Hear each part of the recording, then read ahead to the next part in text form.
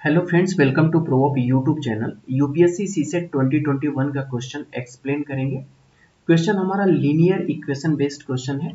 Question में कह रहा है कि ये person P ask one of his three friends X, okay, as to how much money he had. X reply, जब पी ने एक्स से पूछा तो अब एक्स रिप्लाई कर रहा है, और एक्स जब भी रिप्लाई करेगा, क्योंकि लीनियर इक्वेशन है तो इक्वेशन बनेगा, यानी एक एक्स वाई जेड के टर्म्स में हमारा एक इक्वेशन बनेगा, लीनियर इक्वेशन फॉर्म होगा, और उसी इक्वेशन से हम एक्स वाई जेड की वैल्यू फाइंड आउट करेंगे। और क्योंकि यहाँ पे पूछ भी रहा है कि what is the total amount of money that X Y Z है, तो पहले आप लेट कर लो कि एक्स के पास जो मनी है वो स्मॉल एक्स है, वाई के पास जो मनी है वो स्मॉल वाई है, और सिमिलरली जेड के पास आपका स्मॉल जेड है। इस तरीके से हम मनी को डिस्ट्रीब्यूट कर लेते हैं एक्स वाई जेड में।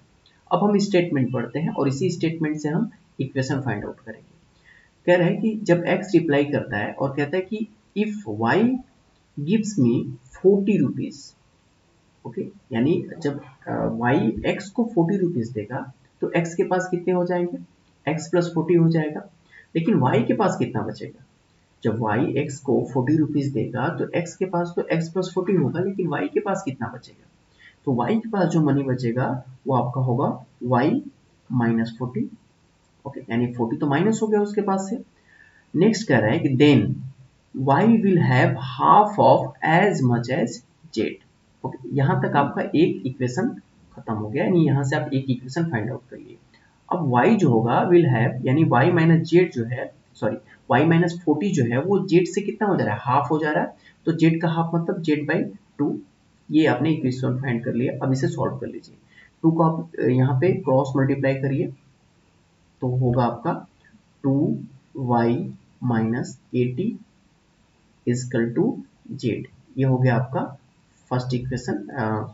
सॉरी, आप इक्वेशन जेड और y को एक टर्म्स में कर लीजिए तो हो जाएगा आपका 2y minus Z equal to 80, okay. ये हो गया आपका फर्स्ट इक्वेशन y और z के टर्म्स में।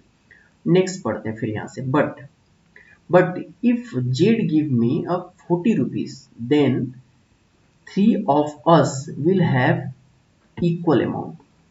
जबकि y ने ऑलरेडी x को कितना मनी दे रखा है, x प्लस 40 मनी जो है वो ऑलरेडी दे रखा है, यानी 40 रुपीज ऑलरेडी दे रखा है y को। तो जब y ने सॉरी x को, यानी y ने x को ऑलरेडी 40 रुपीज अगर दे रखा है तो x के पास अब कितना पैसे हैं, x प्लस 40 है, यानी x प्लस 40 रुपीज x के पास ऑलरेडी है। अब यहाँ पे कह रहा है कि अगर जेड गिव मी 40 रुपीज, अब जेड अगर x को 40 रुपीज ऑलरेडी दे देगा तो अब यहाँ पर x के पास कितने रुपीज बच जाएंगे, जेड माइनस 40 बचेगा, ओके। अब यहाँ से आगे जो कह रहा है कि then 3 of us will have a equal amount, अब यानी तीनों के पास अब इक्वल अमाउंट बन जाएगा। यानी अब इक्वल अमाउंट कैसे होगा कि y ने जब 40 रुपीज x को दिया तो उसके पास कितना बचा, x प्लस 40 हो गया, ओके। अब और फिर जेड भी अपना 40 रुपीज एक्स को दे रहा है, तो जब 40 रुपीज एक्स को भी देगा तो जेड के पास अब कितना बच गया, जेड माइनस 40 हो गया, ओके। और फिर वाई, क्योंकि तीनों के अब अमाउंट ऑलरेडी क्या हो जा रहे हैं, इक्वल हो जा रहे हैं। 3 of us will have equal amount, यानी X plus 40 equal to Z minus 40 equal to Y. ये आपका हो जाएगा इक्वेशन नंबर 2, ओके। अब यहाँ से आप फाइंड आउट करेंगे कि आपका एक्स वाई जेड की वैल्यू क्या क्या होगी। तो चलिए फाइंड करते हैं। हमारे पास ये इक्वेशन फर्स्ट है और ये इक्वेशन 2 है, तो हम यहाँ से जेड और वाई के टर्म्स में एक और इक्वेशन बना लेते हैं, क्योंकि इक्वेशन फर्स्ट हमारा वाई और जेड के टर्म्स में है।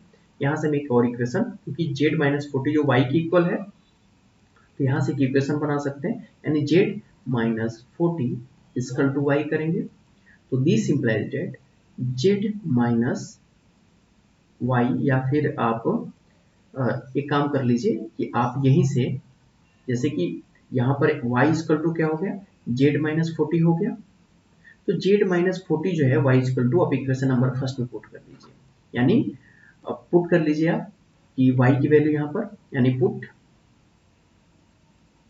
y equal to z minus 40 in equation first, in equation first. अब इक्वेशन फर्स्ट में आप पुट करिए, ओके, थोड़ा सा करते हैं इसको। तो आपके पास जो इक्वेशन है, इक्वेशन फर्स्ट वो क्या था, 2y minus Z equal to 40 है, ओके। अब यहाँ जब आप पुट करेंगे, आप एक बार चेक कर लीजिएगा कि इक्वेशन यही है ना, सॉरी 80 है, नॉट ए 40, ये आपका 80 है, तो ये हो जाएगा आपका 80। ओके, अब y की जगह पुट कर दीजिए z माइनस 40, तो ये हो जाएगा आपका 2 इंटू जेड माइनस 40।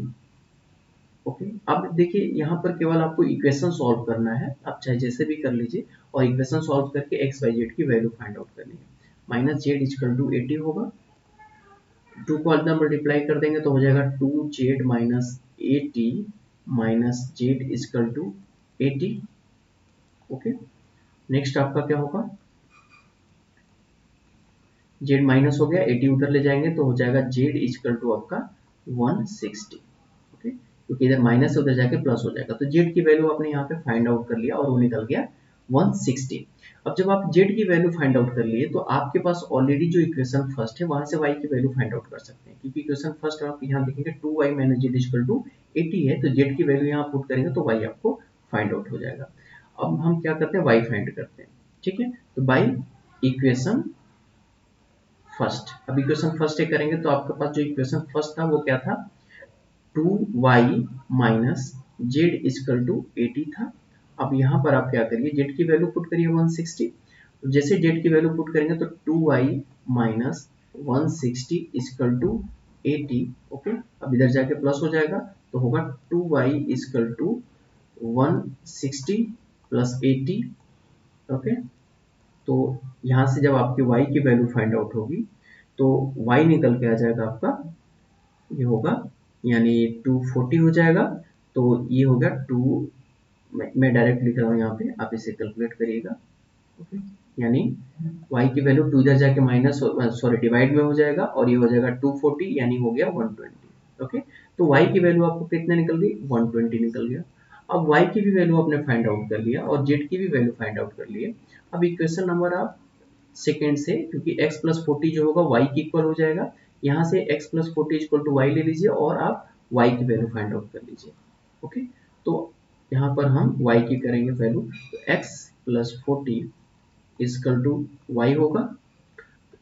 अब y की वैल्यू आपको पता है, तो x प्लस 40 इजकल टू 120।